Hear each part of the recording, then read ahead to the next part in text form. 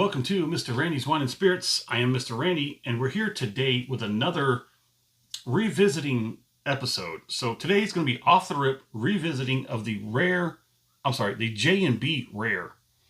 This is the Justerini and Brooks, St. James Street, London.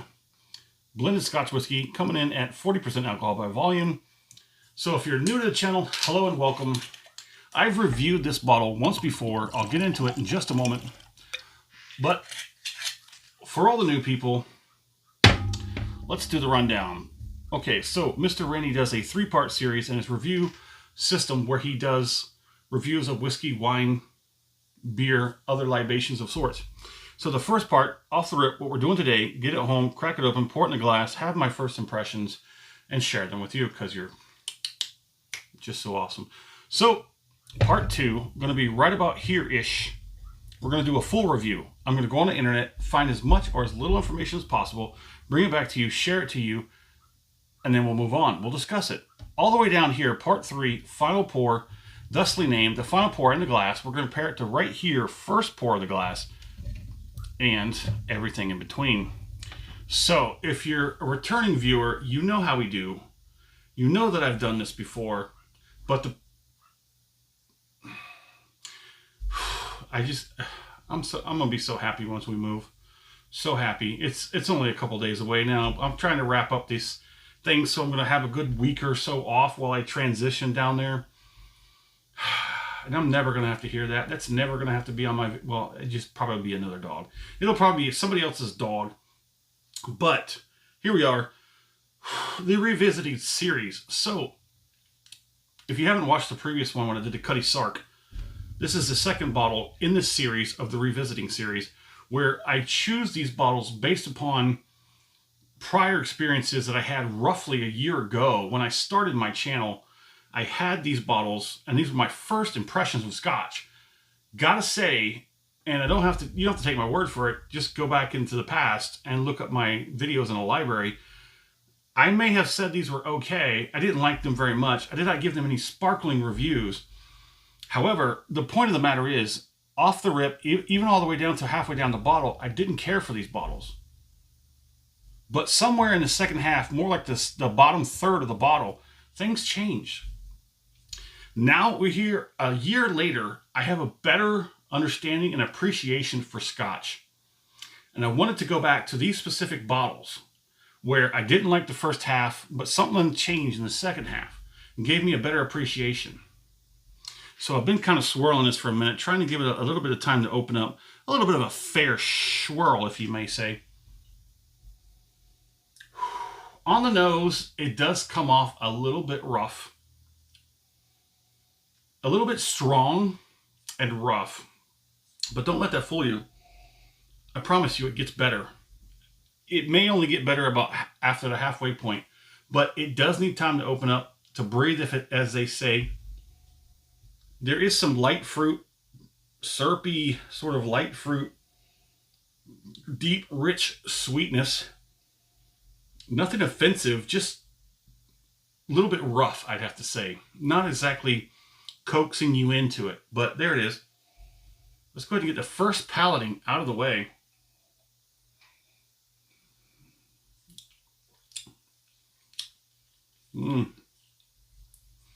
So those of you who are waiting for the movie pop trivia reference, take a guess. There is a certain movie which is infamous, not only, well, in several different sources, categories, circles, what have you, where the J&B Rare, one of the best sci-fi films ever created, a magnificent, you know what I'm saying, a magnificent piece of film history, forever shall be loved. A certain helicopter pilot drank this exclusively. McCready. J&B Rare. Yes, sir. I actually, when I first had this bottle, I did drink this a little bit on the second half, and I watched that movie. Not because I understood this was before Mr. Randy's Time with Scotch. But as I was watching the film and drinking this, I was like, holy crap, I thought that looked familiar. I really did think, where did that come from? I know I've seen that before.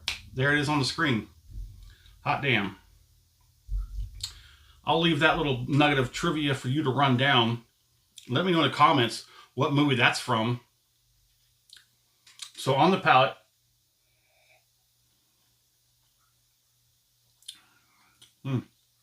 just as a nose, it's a little bit rough. A little strong, only slightly overbearing, just a little bit. I guarantee you, as my experience and memory serves, it will smooth out, round out, roughly about halfway point. It does have a little bit of that odd sweetness and a little bit of a twang. Like I said, most of that will round out, smooth out, level off about the halfway point. It's a shame that these things, that these Scotch and some of these other whiskeys, it takes a half a bottle for these things to smooth out. Any one of these bottles that I'm going to be showcasing during this series, this revisiting series, will be excellent candidates for that experiment that I've been wanting to do for so long, for many, many months, is to take a bottle like this, crack it open, pour it in half into two separate bottles, give half air, half whiskey in both bottles, let that sit for 2 weeks, and then enjoy 100% of that bottle the way it was meant to, about the halfway point. Does that make sense? Is that logical? Let's go ahead and get the finish on this one.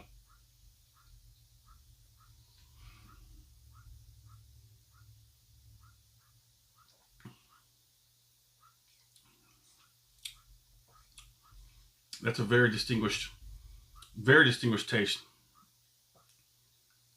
Let me know in the comments what you think about that dog.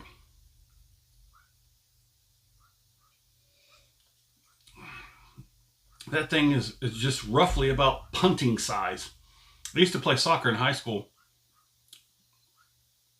I could literally punt that thing 100 yards. Easy.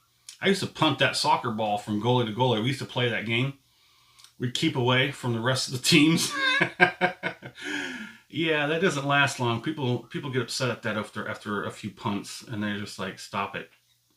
Everybody else wants to play. I could punt that dog.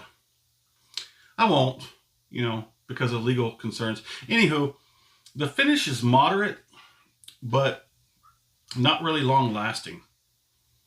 The effects, on the other hand, you get more hanging out on the back end with the heat. All the flavor characters have sort of dissipated, and then you're left with a little bit of effects, mainly the heat in the back, which is probably one of the best things that most people could say they like out of the Scotch. Oh, there it is. Episode 1, off the rip, J&B Rare, revisited. Now that I'm a little more refined, a little more sophisticated, as one would say, a connoisseur of libations, I have a better understanding and appreciation for Scotch, and I'm going to tell you, this is definitely a good one. It's worth it. Get to know it. Let me know what you think in the comments, and as always, thanks for stopping by here at Dog Barking Central. Have a good one.